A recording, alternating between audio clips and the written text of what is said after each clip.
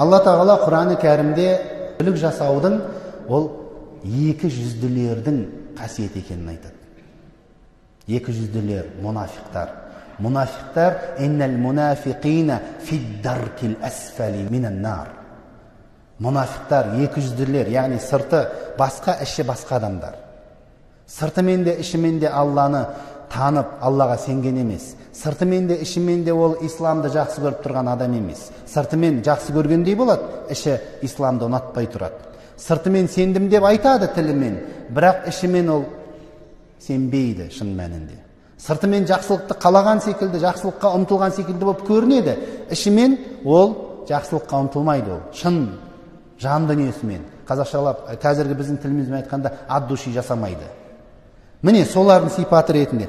وَإِذَا قِيلَ لَهُمْ لَا تُفْسِدُوا فِي الْأَرْضِ قَالُوا إِنَّمَا نَحْنُ مُصْلِحُونَ. Бүлдіріп қана қоймайды олар, тағы да алдайды дейді. Қашан оларға жердің бетінде бүлдірмесеңдер сендер, жамандыққа себепші болмасаңдар, адамдардың тура жолға келуіне, адамдардың өмірінің жақсарылуына, адамдардың тақуа болуына, адамдардың ісінің оңуына себепші болсаңдар, неге бүлдіресіңдер дегенде, олар айтады дейді, «Қал, иннама нахну муслихун». Біз жақсылықтың жаршыларымыз, біз жақсылыққа себепші болатын адамдармыз деп алдайды. Кейбіреулер болуы мүмкін, бір жаман істерді істеп жүр, бірақ ол ақтап алған. Ой, адамдар осылай істеп жүр ғой.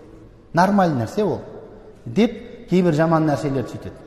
Мысал үшінге біреуге пәре береді, жұмысқа кіреді, сөйтеді де айтады.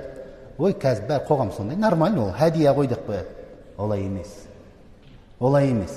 Шын мәнінде сен білдіріп атсың, шын мәнінде сен жамандықты күнән жасап жатсың, бірақ оны мұнафиқтар секілді мынау ақтап алып атсың. Ала иннахум хумул муфсидуна валакин ла яшурун. Алла Тағала. Олар нағыз бүлікті істеуші бүлдіргілер солар, бірақ оны білмейді дейді.